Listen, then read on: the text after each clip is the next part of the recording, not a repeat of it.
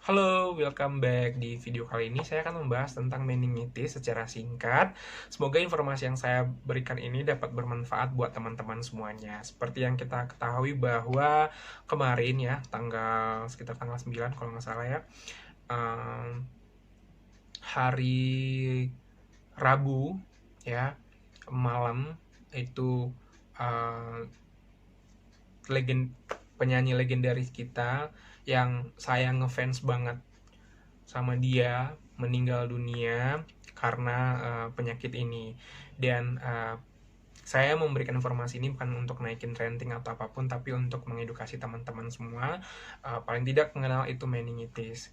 Buat Bung Glenn Fredly, selamat jalan, semoga Tuhan selalu menyertai keluarga yang ditinggalkan, dan Tuhan selalu di sisimu. Jadi, meningitis ini adalah peradangan yang terjadi pada selaput otak atau lapisan pelindung otak. Bisa juga dikatakan bahwa peradangan yang terjadi pada lapisan meningen. Lapisan meningen ini merupakan lapisan yang melindungi otak. Nah, gejala dari meningitis ini memang sangat susah untuk dikenali teman-teman, karena beberapa referensi yang mengatakan bahwa meningitis ini itu gejalanya seperti batuk, flu, dan demam biasa serta sakit kepala. Jadi agak susah untuk dikenali. Nah, apa sajakah penyebab dari meningitis? Nah, penyebabnya itu ada beberapa. Pertama ada bakteri, kedua ada virus, ketiga ada jamur, keempat ada parasit. Nah, kalau dia bakteri itu biasanya bakterinya itu contohnya Streptococcus pneumoniae. Nah, Streptococcus pneumoniae ini itu adalah meningitis akibat infeksi bakteri yang kerap dikaitkan dengan infeksi tubuh yang lain. Berarti bisa dibilang juga komplikasi dari tubuh atau infeksi yang lain, teman-teman. Misalnya penderita yang terkena pneumonia atau radang paru, penderita yang terkena sinusitis atau infeksi sinusitis, dan juga penderita yang terkena infeksi pada lapisan jantungnya atau disebut sebagai endokarditis. Nah, selain bakteri Streptococcus pneumoniae, ada juga bakteri lainnya yaitu Neisseria meningitidis. Nah, Neisseria ini itu biasanya menginfeksi pada saluran nafas gitu. Dan juga ada Haemophilus influenza itu pada Haemophilus yang tipe B.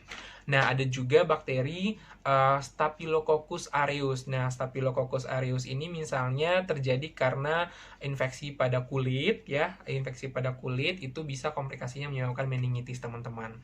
Nah, itu adalah beberapa penyebab dari bakteri. Nah, penyebab untuk virus sendiri itu biasanya virus mumps ya, atau virus HIV, teman-teman. Jadi HIV juga bisa menyebabkan infeksi sekundernya itu atau komplikasi HIV ini. Jadi HIV ini kan bisa menyebabkan beberapa penyakit ya, yang nanti dia bisa menjadi AIDS, dan salah satunya adalah meningitis kayak gitu.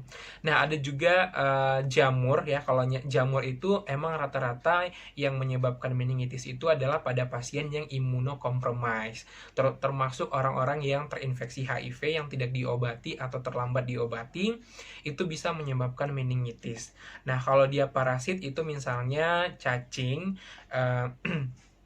cacingnya ini itu misalnya kita memakan daging yang tidak terlalu masak atau daging yang mentah, yang bisa menyebabkan telur cacingnya itu bisa menembus lapisan otak sehingga terjadilah meningitis kayak gitu.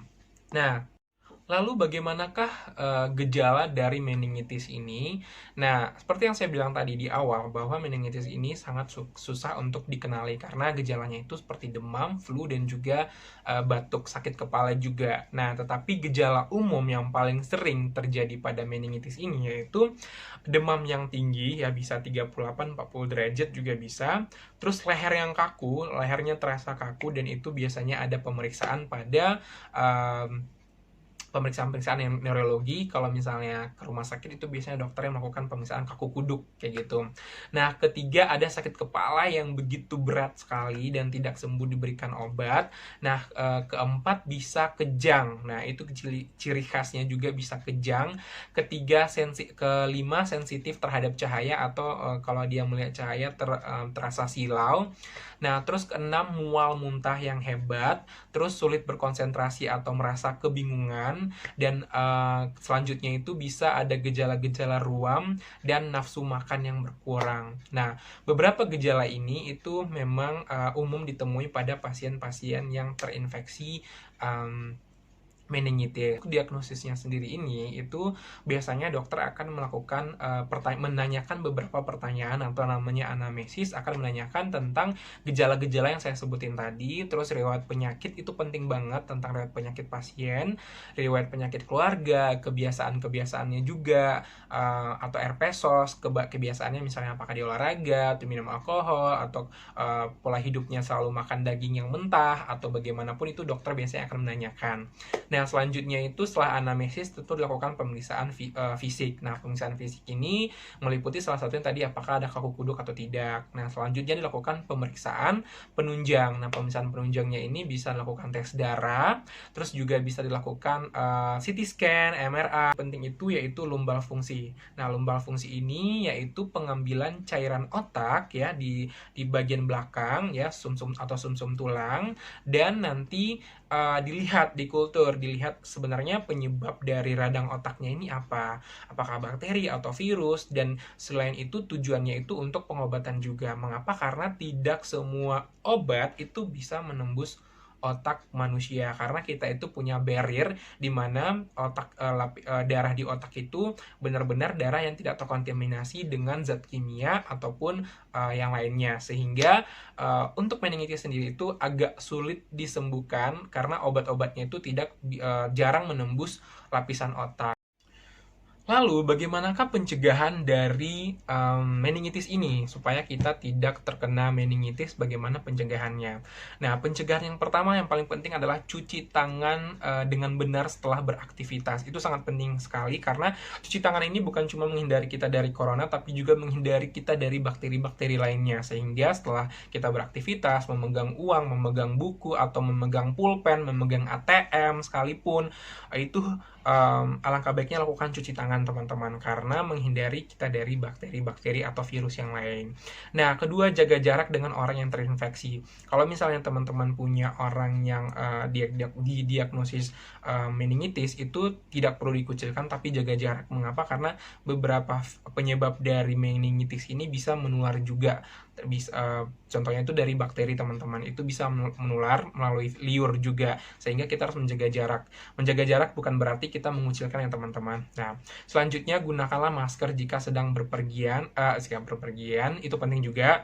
Terus juga gunakan masker ketika sedang sakit supaya tidak menularkan ke orang lain. Lalu rutin berolahraga, teman-teman. Teman-teman harus rutin berolahraga karena selain olahraga juga sebagai menjaga tubuh kita supaya terbentuk, tetapi juga berfungsi untuk menjaga sistem imun atau sistem kekebalan tubuh kita. Lalu selanjutnya itu adalah pilihlah makanan yang baik, yang bersih, dan yang matang. Misalnya makan daging yang matang kayak gitu.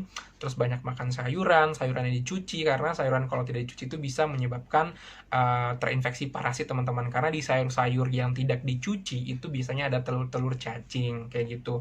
Terus menghindari asap rokok itu penting juga. Kalau teman-teman orang perokok, alangkah baiknya dari sekarang dihentikan juga. Atau kalau misalnya teman-teman punya orang yang di sekelilingnya perokok, alangkah baiknya hindarilah asap-asap rokok tersebut dengan cara bisa pakai masker, atau ketika mereka merokok teman-teman bisa keluar sebentar kayak gitu. Dan yang terakhir adalah istirahat yang cukup ya. Istirahat yang cukup, kalau bayi dan usia tua itu kan 8 jam. Kalau kita kan paling tidak 5 jam kayak gitu. Tapi pokoknya kalau ngantuk, kalau capek, itu alangkah baiknya tidur.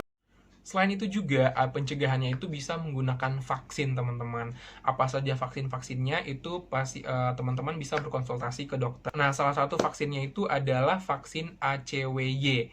Nah, apa itu vaksinnya? Teman-teman bisa konsultasi ke dokter, ke teman-teman untuk melakukan vaksin. Itu pencegahan paling efektif sih untuk mencegah terjadinya meningitis. Jangan lupa vaksin ya, teman-teman. Nah, demikianlah pencegahannya. Semoga ini bermanfaat. Terima kasih.